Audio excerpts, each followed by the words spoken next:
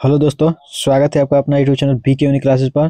दोस्तों, आज के हम इस वीडियो में आप लोग को बीपीएससी टीआरई 4 के लिए लगभग 90 प्रश्न बताएंगे जीके जीएस, जो सभी के सभी बहुत ही महत्वपूर्ण रहेगा। ठीक है, डेली हम लोग लगभग 90 से 100 प्रश्न देखेंगे। तो यहाँ पे आज का पहला प्रश्न दिया हुआ है कि सबसे स्थिर पारिस्थितिकी तंत्र कौन सा है। बताना है कि सबसे स्थिर पारिस्थितिकी तंत्र जो है वह कौन सा है। याद रखना है, इसका राइट आंसर क्या हो जाएगा आपको कमेंट करके अगर पता होगा तो बताइएगा। ठीक है, तो याद रखना है सबसे स्थिर पारिस्थितिकी तंत्र जो है वह समुद्र मतलब महासागर होता है। नेक्स्ट उसके बाद हम देखेंगे कि निम्नलिखित में से कौन द्वितीय उपभोक्ता है। बताना है कि इसमें से कौन द्वितीय उपभोक्ता के अंतर्गत आता है। तो याद रखना है धुंध जो होता है वह द्वितीय उपभोक्ता के अंतर्गत मतलब द्वितीय प्रदूषक के अंतर्गत आता है। नेक्स्ट उसके बाद प्रश्न है कि परमाणु के केंद्र में धनावेशित भाग कहलाता है। बताना है कि परमाणु के केंद्र में धनावेशित जो भाग होता है उसे हम लोग क्या कहते हैं। तो याद रखना है उसे नाभिक कहा जाता है। नेक्स्ट उसके बाद प्रश्न है कि घड़ियों में प्रयुक्त क्वार्ट्ज क्रिस्टल है। बताना है कि घड़ियों में प्रयुक्त क्वार्ट्ज क्रिस्टल जो है वह क्या होता है। याद रखना है वह सिलिकॉन डाइऑक्साइड होता है। नेक्स्ट उसके बाद प्रश्न है कि निम्नलिखित में से कौन ऊर्ध्वपातन के उदाहरण है। बताना है कि इसमें से कौन है जो ऊर्ध्वपातन के उदाहरण है। तो शुष्क बर्फ और कपूर जो होता है, यहाँ पे शुष्क बर्फ और कपूर यह दोनों के दोनों ऊर्ध्वपातन के उदाहरण होता है। तो हम right answer option number first. Next उसके बाद प्रश्न है यहाँ पे कि जल का पीएच मान होता है। तो याद रखना है खून आंसू लार 7.4। ठीक है, इसका पीएच मान जो होता है क्या होता है 7 होता है। और याद रखना है जल जो होता है साफ होता है। ठीक है, तो 100 से साफ और 100 से 7। ठीक है, तो याद रखना है जल का पीएच मान जो होता है 7 होता है। नेक्स्ट उसके बाद हम देखेंगे यहाँ पे कि निम्नलिखित में से किसे हंसाने वाले गैस का नाम दिया जाता है। बताना है कि किसे हंसाने वाला गैस कहा जाता है। तो याद रखना नाइट्रस ऑक्साइड को हंसाने वाला गैस कहा जाता है। नेक्स्ट उसके बाद प्रश्न है कि पृथ्वी की सतह पर पलायन वेग लगभग है। बताना है कि पृथ्वी की सतह पर पलायन वेग जो होता है वह कितना होता है। तो याद रखना 11.2 किलोमीटर प्रति सेकेंड जो है पृथ्वी का सतह का पलायन वेग होता है। अगर इससे अधिक स्पीड पर किसी वस्तु को ऊपर फेंका जाए तो वह वस्तु नीचे नहीं आएगा। नेक्स्ट उसके बाद हम लोग देखेंगे यहाँ पे कि उच्च पर्वतीय क्षेत्रों में नाक से रक्त स्राव होता है क्यों। तो याद रखना है रक्त कोशिकाओं का दबाव बाहरी दाब से अधिक होता है, इसीलिए क्या होता है ब्लड आने लगता है। नेक्स्ट उसके बाद हम देखेंगे यहाँ पे कि निम्नलिखित में से कौन दिए गए वाक्य का वर्णन करता है। बताना है कि इसमें से कौन है जो दिए गए वाक्य का वर्णन करता है।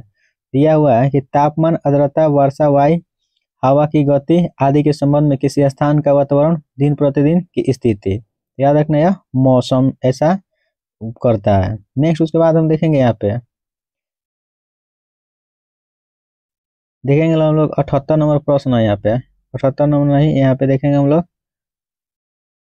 73 नंबर प्रश्न है कि निम्न में से किसे पीटा जा सकता है और पतली सीट में बदला जा सकता है। तो याद रखना है जास्ता जो होता है उसको पीट के जास्ता मतलब चादर के रूप में बनाया जा सकता है, और चांदी जो होता है उसको सबसे पतला और मतलब सबसे विद्युत का सुचालक होता है, और सोना जो होता है उसको पीट कर 0.1 mm तक ले पतला किया जा सकता है।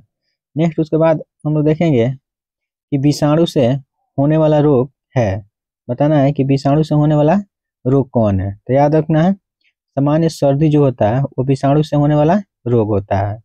नेक्स्ट उसके बाद प्रश्न है कि उष्णकटिबंधीय क्षेत्र में सामान्यतः उष्ण जलवायु होता है क्योंकि इसकी अवस्थिति के आसपास होता है। तो याद रखना भूमध्य रेखा जो होता है उष्णकटिबंधीय के क्षेत्र में होता है। नेक्स्ट उसके बाद प्रश्न है कि समुद्र और महासागर की गहराई का मापने के लिए किस उपकरण का उपयोग किया जाता है। बताना है कि समुद्र और महासागर की गहराई जो है उसको मापने के लिए हम लोग किसका यूज करते हैं लोग। तो याद रखना फेदोमीटर का उपयोग किया जाता है।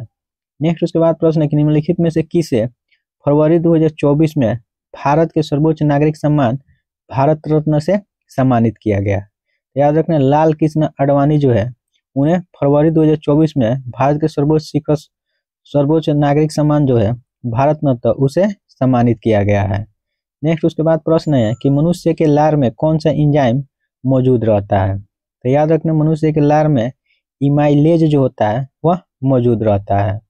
नेक्स्ट उसके बाद हम देखेंगे कि लाखों कंप्यूटर नेटवर्क एक विशाल नेटवर्क डॉट डॉट का गठन करता है। याद रखना यह इंटरनेट का गठन करता है। उसके बाद प्रश्न है कि राज्यसभा के 1/3 सदस्य सेवानिवृत्त होते हैं। तो याद रखना है हर 2 साल में राज्यसभा के 1/3 सदस्य जो है वह सेवानिवृत्त होते हैं। नेक्स्ट उसके बाद हम लोग देखेंगे यहाँ पे, इसको छोड़ रहे हैं, नेक्स्ट यहाँ पे हम देखेंगे कि बॉक्सर के युद्ध में अंग्रेजी सेना का नेतृत्व किसने किया था। तो याद रखना है बॉक्सर के युद्ध में अंग्रेजी सेना का नेतृत्व जो है हेक्टर मुनरो के द्वारा किया गया था। नेक्स्ट उसके बाद है यहाँ पे प्रश्न कि निम्नलिखित में से कौन सा प्रतिजैविक है। बताना है कि इसमें से कौन एक प्रकार के प्रतिजैविक के अंतर्गत आता है। तो याद रखना है इसका राइट आंसर हो जाएगा इनमें से सभी, या सभी के सभी प्रतिजैविक के अंतर्गत आता है। नेक्स्ट उसके बाद हम देखेंगे कि शहीद दिवस निम्नलिखित में से किस सिख गुरु से संबंधित है। बताना है कि सिख शहीद दिवस जो है किसके जन्मदिन के अवसर पर मनाया जाता है। याद रखना है शहीद दिवस जो है गुरु तेग बहादुर के जन्म दिवस पर मनाया जाता है। नेक्स्ट उसके बाद प्रश्न है मानव रक्त में एल्कोहल की कितनी प्रतिशत मात्रा मृत्यु का कारण बन सकता है। तो याद रखना है इसका राइट आंसर हो जाएगा 0.5% जो है मानव रक्त में एल्कोहल का प्रतिशत जो है मृत्यु का कारण बन सकता है। नेक्स्ट उसके बाद प्रश्न है कि भूमंडलीय ताप वर्धन में कौन सी गैस प्रमुख रूप से जिम्मेवार होता है। तो याद रखना कार्बन डाइऑक्साइड जो होता है भूमंडलीय तापवर्धन में प्रमुख रूप से जिम्मेवार होता है। नेक्स्ट उसके बाद प्रश्न है कि कपड़ा धोने वाले सोडा का साधारण नाम क्या है। तो याद रखना है सोडियम कार्बोनेट जो है कपड़ा धोने वाला का सोडा का रासायनिक साधारण नाम होता है। नेक्स्ट प्रश्न है कि ऊंट अपने कुबर का उपयोग करता है। बताना है कि ऊंट जो है अपना कुबर का उपयोग किसके लिए करता है। तो याद रखना वासा के भंडारण के लिए ऊंट जो है अपना कुबर का उपयोग करता है। नेक्स्ट उसके बाद प्रश्न है कि गौतम बुद्ध को निवारण की प्राप्ति कहाँ हुई थी। तो याद रखना गौतम बुद्ध को निवारण की प्राप्ति जो है बोध गया पर हुआ था, और सबसे अधिक अपना उपदेश कहीं दिए थे। तो याद रखना है सारनाथ में दिए थे, और उनका मृत्यु कहाँ हुआ था। तो याद रखना है यूपी के कुशीनगर में उनका मृत्यु हुआ था। नेक्स्ट उसके बाद प्रश्न है कि गांधी जी ने 1919 के सत्याग्रह आंदोलन किसके विरोध से शुरू किया था। तो याद रखना है रॉलेट एक्ट के विरोध में शुरू किए हुए थे। नेक्स्ट उसके बाद प्रश्न है कि प्रसिद्ध चीनी यात्री फाहान किसके शासनकाल में भारत आया था। तो याद रखना है चंद्रगुप्त द्वितीय के शासनकाल में प्रसिद्ध चीनी यात्री फाहान जो है भारत का दौरा किया था। नेक्स्ट प्रश्न है कि पानीपत की लड़ाई में बाबर ने किस वर्ष सुल्तान इब्राहिम लोदी को हराया था। तो याद रखना है 1526 ईस्वी में पानीपत का लड़ाई में बाबर ने इब्राहिम लोदी को पराजित किया हुआ था। नेक्स्ट उसके बाद प्रश्न है कि टेलीग्राफ का आविष्कार किसने किया। बताना है कि तार जो है उसका आविष्कार किसके द्वारा किया गया था। तो याद रखना है सैमुअल मोर्स के द्वारा टेलीग्राफ मतलब तार का उपयोग किया गया था। नेक्स्ट उसके बाद प्रश्न है कि किसने स्वराज के लिए अंग्रेजों के विरुद्ध सहायता देने के लिए विदेशी भ्रमण किया और वंदे मातरम नामक पत्र निकाला। तो याद रखना मैडम भीखा जी कामा जो है वह किए हुए थे। नेक्स्ट उसके बाद प्रश्न है कि आजाद हिंद फौज या इंडियन नेशनल आर्मी 1943 में कहाँ पे अस्तित्व आई थी। तो याद रखना है सिंगापुर में सुभाष चंद्र बोस के द्वारा किया गया था। नेक्स्ट उसके बाद यहाँ पे प्रश्न है कि भारतीय राष्ट्रीय कांग्रेस के किस अधिवेशन में सबसे पहले वंदे मातरम गाया गया था। तो याद रखना है 1896 ईस्वी में भारतीय राष्ट्रीय कांग्रेस के अधिवेशन में सबसे पहले वंदे मातरम गाया गया था। नेक्स्ट प्रश्न है कि हमारे शरीर में सबसे मजबूत मांसपेशियां है। तो याद रखना है हृदय की मांसपेशियां जो होता है हमारे शरीर में सबसे मजबूत मांसपेशियां होता है। नेक्स्ट प्रश्न है कि 1922 में आयोजित भारतीय राष्ट्रीय कांग्रेस के गया का अधिवेशन का अध्यक्ष किसके द्वारा किया गया था। तो याद रखना है चित्तरंजन दास के द्वारा 1922 का गया में जो अधिवेशन हुआ था उसका अध्यक्ष थे। नेक्स्ट प्रश्न है कि भारत को उष्णकटिबंधीय और उष्णकटिबंधीय क्षेत्रों में विभाजित करने के लिए आधार के रूप में लिया गया जनवरी समताप रेखा है। तो याद रखना है 18 डिग्री सेल्सियस। नेक्स्ट उसके बाद प्रश्न है कि निम्नलिखित में से कौन बिहार में रेशम कपड़ा उत्पादन का केंद्र है। बताना है कि बिहार में कपड़ा उत्पादन का केंद्र क्या कौन है। तो याद रखना भागलपुर जो है रेशम वस्त्र के लिए बहुत ही प्रसिद्ध है। नेक्स्ट उसके बाद प्रश्न है कि भारत में सर्वाधिक वर्षा वाला स्थान है। तो याद रखना है भारत में मौसिनराम और मेघालय जो है वो सर्वाधिक वर्षा के लिए जाना जाता है। नेक्स्ट उसके बाद प्रश्न है कि मानचित्र तथा ग्लोब में एक दूसरे को काटती रेखाओं को क्या कहते हैं। बताना है कि ग्लोब में और मानचित्र और ग्लोब में एक रेखा दूसरी रेखा को काटती है तो उसको हम लोग क्या कहते हैं। तो याद रखना है भौगोलिक क्रीड कहा जाता है। नेक्स्ट उसके बाद प्रश्न है कि भारतीय संविधान द्वारा कितनी भाषाओं को मान्यता दिया गया है। तो याद रखना है भारतीय संविधान के द्वारा 22 भाषाओं को मान्यता प्राप्त दिए हुए है। नेक्स्ट प्रश्न है कि मादा एनोफिलीज मच्छर के काटने से कौन सी बीमारी होती है। तो याद रखना है मादा एनोफिलीज मच्छर के काटने से मलेरिया बीमारी होता है। नेक्स्ट उसके बाद प्रश्न है कि नालंदा विश्वविद्यालय की स्थापना किस शताब्दी में हुई थी। तो याद रखना है 5वीं शताब्दी में नालंदा विश्वविद्यालय की स्थापना हुआ था। बताना है कि नालंदा विश्वविद्यालय का स्थापना किसके द्वारा किया गया था और उसको कौन नष्ट किया था। नेक्स्ट उसके बाद प्रश्न है कि बिहार की कौन सी पर्वतारोही ने माउंट एवरेस्ट की चोटी पर विजय प्राप्त की। तो याद रखना श्रीमती निपुणा अग्रवाल जो है वह बिहार के रहने वाली है जो पर्वतारोही है और माउंट एवरेस्ट चोटी पर विजय प्राप्त की है। नेक्स्ट प्रश्न है कि लुसाई कहाँ रहने वाला जनजाति आबादी को दिया जाता है। बताना है कि लुसाई जो है कहाँ के रहने वाले जनजातीय आबादी को नाम दिया जाता है। तो याद रखना है त्रिपुरा के लोग को लुसाई भी कहा जाता है।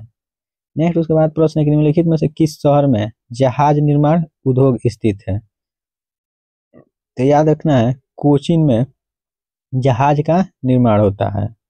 नेक्स्ट उसके बाद प्रश्न है कि वाल्मीकि राष्ट्रीय उद्यान के मुख्य रूप से किस जानवर का संरक्षण किया जाता है। तो याद रखना है वाल्मीकि राष्ट्रीय उद्यान जो है बाघों के लिए प्रसिद्ध है। नेक्स्ट है कि नेपा नगर निम्नलिखित में से किस उद्योग से संबंधित है। तो याद रखें नेपा नगर अखबारी कागज के लिए बहुत ही प्रसिद्ध है। नेक्स्ट उसके बाद प्रश्न है कि पाल वंश के किस शासक ने विक्रमशिला विश्वविद्यालय की स्थापना की है। ठीक है, तो याद रखना है धर्मपाल के द्वारा विक्रमशिला विश्वविद्यालय का स्थापना किया गया था। नेक्स्ट उसके बाद प्रश्न है कि थार रेगिस्तान में अर्ध चंद्राकार बालू के स्फुट को क्या कहा जाता है। याद रखना है उसे बरखान कहा जाता है।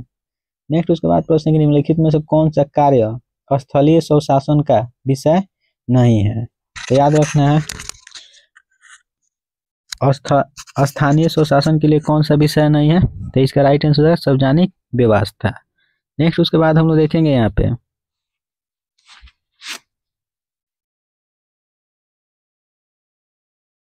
14 नंबर प्रश्न है कि 2 या 2 से अधिक नदियों के मिलान स्थल को क्या कहा जाता है। बताना है कि 2 या 2 से अधिक नदियों के मिलान स्थल जो होता है उसको हम लोग क्या कहते हैं लोग। तो याद रखना है 2 या 2 से अधिक नदियों के मिलान स्थल जो होता है उसे हम लोग क्या कहते हैं, तो संगम कहते हैं। नेक्स्ट उसके बाद प्रश्न है कि किस भारतीय शहर को 7 द्वीपों का शहर कहा जाता है। तो याद रखना है मुंबई को 7 द्वीपों का शहर के नाम से जाना जाता है। नेक्स्ट उसके बाद प्रश्न है कि निम्नलिखित में से किसे उत्तरी आयरलैंड का प्रथम प्रधानमंत्री 3 फरवरी 2024 को बनाया गया। याद रखना है मिशेल ओ'नील को आयरलैंड का प्रथम मंत्री मतलब प्रधानमंत्री 3 फरवरी 2024 को बनाया गया था। नेक्स्ट उसके बाद प्रश्न है कि निम्नलिखित में से कौन सा जानवर 14 से 15 साल की आयु के बाद अपने झुंड को छोड़कर अकेले रहने लगता है। तो याद रखना है चीता, बाघ, हिरन, ठीक है, इसमें से कोई नहीं होगा। ठीक है, हाथी जो है क्या करती है कि 14 से 15 साल के उम्र में अपने झुंड को छोड़ के अकेले रहने लगती है। नेक्स्ट उसके बाद प्रश्न निम्नलिखित अवस्था में से किसके लिए बल की आवश्यकता होती है। बताना है कि बल की आवश्यकता किसके लिए होती है। तो याद रखना है किसी सरल रेखा पर एक कोण को पूर्णतः चिकनाई स्थिर गति से चलाने के लिए बल की आवश्यकता होता है। नेक्स्ट उसके बाद प्रश्न है कि प्रकाश की एक किरण समतल दर्पण पर आपतित होती है, यह परिवर्तित होने पर अपने पुराने पथ से 90 डिग्री कोण से विचलित हो जाती है, तो इसका कोण का मान कितना होगा? तो याद रखना है 45 डिग्री। नेक्स्ट उसके बाद प्रश्न है कि भूमि की उर्वरा शक्ति को परिपोषित करने वाला जीव समूह है, तो याद रखना है जैविक खाद जो है भूमि की उर्वरा शक्ति को क्या करता है? परिपोषित करता है। नेक्स्ट उसके बाद प्रश्न निम्नलिखित में से कौन भारत की मुख्य भूमि को रामेश्वर द्वीप से अलग करता है? तो याद रखना है पंबन चैनल जो है भारत की मुख्य भूमि रामेश्वर द्वीप को क्या करता है? अलग करता है। नेक्स्ट प्रश्न है कि एक चक्रवात को विश्व के विभिन्न हिस्सों से अलग अलग नामों से जाना जाता है, जापान में इसे क्या कहा जाता है? याद रखना है जापान में इसे टाइफून के नाम से जाना जाता है। नेक्स्ट उसके बाद प्रश्न है कि बोस्टन बंदरगाह पर 340 चाय के बॉक्सों को समुद्र में फेंका गया, इस घटना को किस नाम से जाना जाता है? तो इसे बोस्टन टी पार्टी कहा जाता है। नेक्स्ट उसके बाद हम लोग देखेंगे यहाँ पे 124 नंबर प्रश्न है कि भारत के किस राज्य में ग्रामीण ओलंपिक्स का आयोजन प्रत्येक वर्ष होता है? तो याद रखना है पंजाब में। पंजाब जो है भारत का ऐसा राज्य है जहाँ पे ग्रामीण ओलंपिक्स का आयोजन किया जाता है। नेक्स्ट प्रश्न है कि पाषाण युग में काटने के लिए सामान्यतः प्रयुक्त उपकरण को कहा जाता है? तो याद रखना है गड़ासा जो है कहा जाता है। नेक्स्ट उसके बाद प्रश्न है कि विषुवत रेखा के समीप तापमान में सबसे अधिक होता है? तो याद रखना सबसे अधिक क्या होता है? ताप छोटे क्षेत्र में केंद्रित होता है। नेक्स्ट उसके बाद प्रश्न है कि अग्नेय शेल में निम्नलिखित में से कौन सा तत्व नहीं पाया जाता है? तो याद रखना है इससे परतदार चट्टान भी कहा जाता है। ठीक है। नेक्स्ट उसके बाद प्रश्न है कि एक या एक से अधिक पोषक तत्वों की कमी के कारण होने वाला रोग को क्या कहते हैं? तो याद रखना एक से अधिक पोषक तत्वों के कमी से होने वाला रोग जो है उसे हम लोग क्या कहते हैं? तो अभावजन्य रोग कहते हैं। नेक्स्ट उसके बाद प्रश्न है कि गर्म करने पर ठोस के द्रव में बदलने की क्रिया कहलाता है? तो याद रखना है गलना कहते हैं।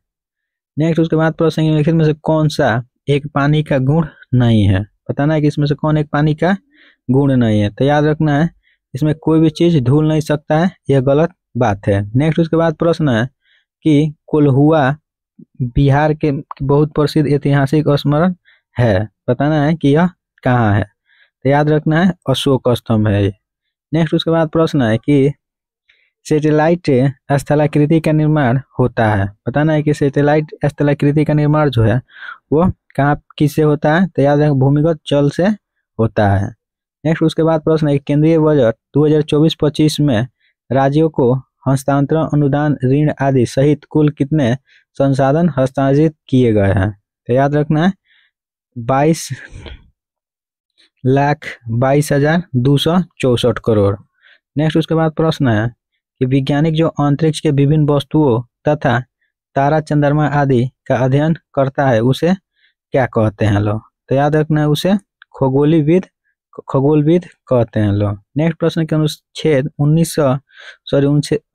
19 के तहत अंतर्गत कौन सा स्वतंत्रता का अधिकार नहीं है? तो याद रखना है व्यक्तिगत स्वतंत्रता का अधिकार जो है वह नहीं है। नेक्स्ट प्रश्न है कि जंतु जिसके शरीर पर कठोर कवच होता है तथा अधिकांश पानी में रहता है, बताना है कि कौन सा जंतु है जिसके शरीर पर कठोर कवच होता है और अधिकांश वह पानी में रहता है? तो कछुआ इसका राइट आंसर हो जाएगा। नेक्स्ट उसके बाद प्रश्न है कि बिहार के मुख्यमंत्री नीतीश कुमार के बारे में दिए गए निम्नलिखित कथनों में कौन सा कथन सही है? तो यहाँ पे पहला ऑप्शन दिया हुआ है कि वह जदयू के अध्यक्ष हैं, तो नेक्स्ट यहाँ पे है वह जदयू के अध्यक्ष बिल्कुल सही बात है। वो 9वीं बार बिहार के मुख्यमंत्री बने, ये भी सही बात है। वह सबसे लंबे समय तक मुख्यमंत्री, ये भी सही बात है। डी नंबर दिया है कि राजद के समर्थन से नीतीश कुमार ने 9वीं बार मुख्यमंत्री की शपथ ली, ये भी बात सही है। नेक्स्ट उसके बाद प्रश्न है कि किसी राज्य के राज्यपाल के संबंध में कौन सा कथन गलत है? तो याद रखना है राज्यपाल का चुनाव सांसद नहीं करता है, ठीक है। यह मतलब यहाँ पे लिखा है राज्यपाल का चुनाव सांसद करते हैं, बात गलत है, ठीक है। राज्यपाल का चुनाव राष्ट्रपति के द्वारा किया जाता है। नेक्स्ट प्रश्न है कि वर्ष 2024 के गणतंत्र दिवस समारोह में किस मंत्रालय की झांकी ने लोकप्रिय पसंद श्रेणी में शीर्ष स्थान प्राप्त किया? तो याद रखना है संस्कृति मंत्रालय। नेक्स्ट उसके बाद प्रश्न है कि बिहार की राजकीय पक्षी है, बताना है कि बिहार के राजकीय पक्षी कौन है? तो याद रखना है बिहार का राजकीय पक्षी गौरैया है। और आपको बताना है कि भारत का राजकीय पक्षी कौन है। नेक्स्ट उसके बाद प्रश्न है कि 0 डिग्री सेल्सियस पर 5 केजी बर्फ और 45 डिग्री सेल्सियस पर 20 केजी जल को मिश्रित किया जाता है तो मिश्रण का तापमान होगा कितना होगा? 20 डिग्री सेल्सियस होगा। नेक्स्ट उसके बाद प्रश्न है कि एक घर में 60 वाट के 5 लैंप और 75 वाट के 4 पंखा प्रतिदिन 6 घंटा उपयोग में लाया जाता है तो 30 दिन या 1 महीना में कितना यूनिट का यूज होगा? तो याद रखना है 108 यूनिट का। नेक्स्ट प्रश्न है कि अत्यधिक ऊंचाई पर पर्वतारोही को किस प्रकार की समस्याओं का सामना करना पड़ता है? तो बारिश का, आंधी तूफान का, अत्यधिक ठंड और ऑक्सीजन की कमी, तो इस सभी के सभी हो जाएगा। नेक्स्ट प्रश्न है कि जब मैग्नीशियम और क्लोरीन के बीच अभिक्रिया कराया जाता है तो क्या होता है? तो याद रखना है जब मैग्नीशियम और क्लोरीन के बीच अभिक्रिया कराया जाता है तो प्रत्येक मैग्नीशियम परमाणु 2 इलेक्ट्रॉनों को त्याग देता है। नेक्स्ट उसके बाद प्रश्न है यहाँ पे कि निम्नलिखित में से कौन सा कथन महासागर के संदर्भ में सही है? बताना है कि महासागर के संदर्भ में कौन सा कथन सही है। तो यह महासागर आपस में एक दूसरे से जुड़े होते हैं। नेक्स्ट जुड़े होते हैं और प्लस जो तरंग, ज्वार भाटा और महासागरीय धारा जो है महासागरीय जल को 3 मुख्य भाग में, तो ये और ये दोनों सही है।